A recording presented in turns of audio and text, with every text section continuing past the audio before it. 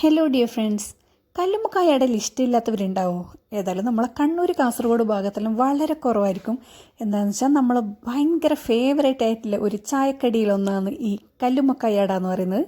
ഒരുപാട് നാളായിട്ട് നല്ല കല്ലുമ്മക്കായ കിട്ടിയിട്ടില്ല, ഞാൻ ആക്കി നോക്കിയിട്ടില്ല. അപ്പോൾ ഇന്നേതായാലും നല്ല പെർഫെക്റ്റ് ആയിട്ട് ഉണ്ടാക്കാൻ തന്നെ വിചാരിച്ച് കണ്ടില്ലേ, വിചാരിക്കാണ്ട് എനിക്ക് ലുലുന്ന് നല്ല അടിപൊളി നല്ല സൈസിലുള്ള കല്ലുമ്മക്കായ കിട്ടിയിട്ടുണ്ട്. ഏകദേശം 1 കിലോൻ്റെ അടുത്ത് വരുന്നുണ്ട്. 7 എണ്ണമാണ് ഇത് കിട്ടിയിട്ടുള്ളത്. അപ്പോൾ തന്നെ ഏകദേശം മനസ്സിലാവുമല്ലോ ഒന്നിൻ്റെ സൈസ് എത്രയുണ്ടെന്ന്. അപ്പോൾ ഇങ്ങനെ സാധാരണ കിട്ടില്ല, ഇതിൻ്റെ ഒരു മീഡിയം സൈസ് അല്ലെങ്കിൽ വളരെ ചെറുതേ ഞാൻ കണ്ടിട്ടില്ല. അപ്പോൾ ഒരുപാട് നാളത്തേക്കാണ് ഇത്രയും വലിയ സൈസിലെ കല്ലുമ്മക്കായ കണ്ടത്. അപ്പോൾ പിന്നെ വാങ്ങാണ്ടിരിക്കാൻ പറ്റില്ലല്ലോ. അപ്പോൾ നമ്മൾ കണ്ണൂർ കാസർഗോഡ് ആ ഏരിയയിലുള്ളവർക്ക് കല്ലുമ്മക്കായ കിട്ടിയിട്ടുണ്ടെങ്കിൽ പൊരിക്കുക, കറി വെക്കുക, വറുക്കുക അങ്ങനെ ഒരു ഓപ്ഷനും ഇല്ല കേട്ടോ. ഫസ്റ്റ് പ്രിഫറൻസ് എപ്പോഴും നമ്മൾ നോക്കുന്നത് കല്ലുമ്മക്കായ അടക്ക തന്നെയാണ്. പിന്നെ കുറച്ച് മടിയില്ലവരാണെങ്കിൽ ബാക്കിയുള്ള ഓപ്ഷൻസിലേക്കെല്ലാം പോകും. അപ്പോൾ ഇത് കഴുകി വൃത്തിയാക്കുക എന്നുള്ളതാണ് ഒന്നാമത്തെ പരിപാടി. അത്യാവശ്യം മണ്ണും ചെളിയിൽ ഉണ്ടാകുന്നൊരു സാധനമാണ് കല്ലുമ്മക്കായ. അപ്പോൾ അതുകൊണ്ട് വെറുതെ അങ്ങ് ഒഴുക്കാൻ മട്ടിൽ വൃത്തിയാക്കിയാലൊന്നും ശരിയില്ല, നന്നായിട്ട് വൃത്തിയാക്കുക തന്നെ വേണം. അപ്പോൾ ഇതാ ഒരു കല്ലുമ്മക്കായ എടുത്തിട്ട് ഇതുപോലെ കത്തി കൊണ്ട് നല്ലോണം ചിരണ്ടി കൊടുക്കാം. അതിൻ്റെ പുറത്ത് എന്തെങ്കിലും കച്ചറ ഉണ്ടെങ്കിൽ നന്നായി വൃത്തിയാക്കുക തന്നെ വേണം, കത്തി കൊണ്ട് ഇങ്ങനെ ഉരഞ്ഞു കൊടുത്തിട്ട്. അപ്പോൾ നമുക്കിവിടെ ഗൾഫിലൊന്നും കിട്ടുന്ന കല്ലുമ്മക്കായ്ക്ക് അത്ര അങ്ങ് ചളി ഉണ്ടാവാറില്ല. പിന്നെ ഇത് 2 ടൈപ്പിൽ വരാറുണ്ട്, ക്ലോസ് ആയിട്ടും അതുപോലെ തന്നെ ഓപ്പൺ ചെയ്തിട്ട്. ഇവിടെ ഓപ്പൺ ചെയ്തിട്ടാണ് നമുക്ക് കിട്ടിയിട്ടുള്ളത്. അതുകൊണ്ട് തന്നെ ഇതിലധികം കച്ചറയൊന്നുമില്ല. പക്ഷെ എന്നാൽ പോലും അതിൻ്റെ പുറത്തുള്ള തോട് നന്നായിട്ട് കത്തി കൊണ്ടൊന്ന് വരഞ്ഞു കൊടുത്തിട്ട് തന്നെ അത് ക്ലീൻ ചെയ്യണം. കാരണം ഇത് തോടടക്കം തന്നെ നമുക്ക് പുഴുങ്ങിയെടുക്കാനുള്ളതാണ്.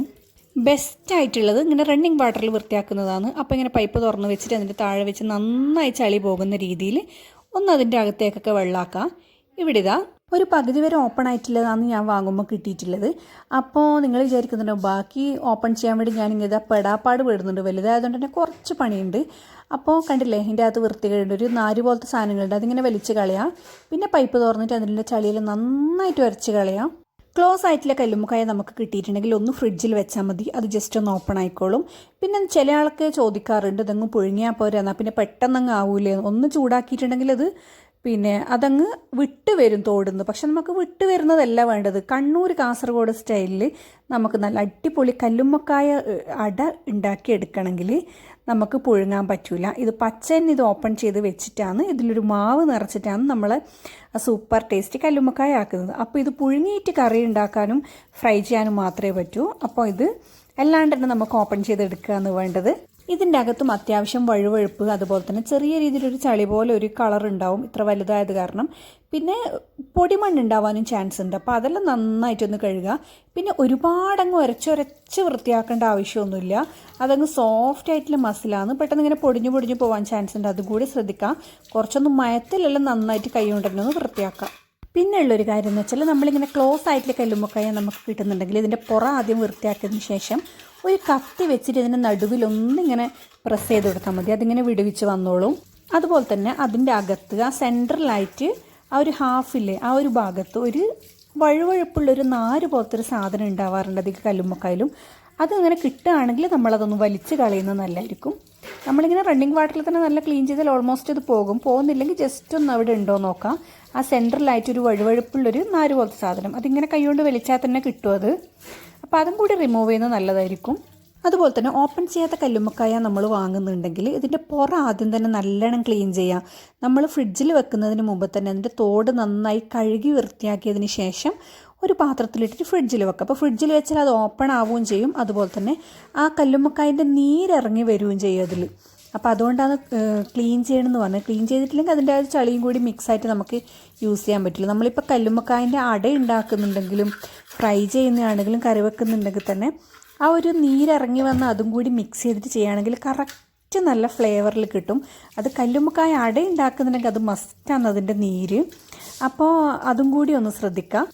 പിന്നെ നമ്മൾ ഫ്രൈ ചെയ്യാനാണ് അല്ലെങ്കിൽ കറി വെക്കാനാണ് അത് യൂസ് ചെയ്യുന്നുണ്ടെങ്കിൽ നന്നായി ക്ലീൻ ചെയ്തതിന് ശേഷം ഇതിൻ്റെ തോട് 2ആയിട്ട് കട്ട് ചെയ്യുക, നടുവിലെ അങ്ങ് ഒടിച്ച് വെച്ചിട്ട്. എന്നിട്ട് ആ ഒരു പീസ് കൊണ്ട് തന്നെ ഒരു ഷെല്ല് കൊണ്ട് തന്നെ നമുക്ക് ഒട്ടിപ്പിടിച്ചിരിക്കുന്ന കല്ലുമ്മക്കായൻ്റെ ബാക്കിയുള്ള ഭാഗം കൂടി നല്ലോണം ചുരണ്ടി ഇങ്ങോട്ട് എടുക്കാൻ പറ്റും. അങ്ങനെ തന്നെയാണ് നമ്മൾ ചെയ്യൽ. ഒരു ഷെല്ലുകൊണ്ട് ബാക്കിയില്ലെല്ലാം കൂടി ചുരണ്ടി എടുക്കും. അപ്പോൾ നന്നായിട്ട് അങ്ങ് കിട്ടിക്കോളും പൊട്ടാണ്ട്. അപ്പോൾ ഇങ്ങനെയുള്ള കുഞ്ഞു കുഞ്ഞു കാര്യങ്ങൾ ശ്രദ്ധിക്കണം നമ്മൾ ഈ കല്ലുമ്മക്കായ വൃത്തിയാക്കുമ്പോൾ.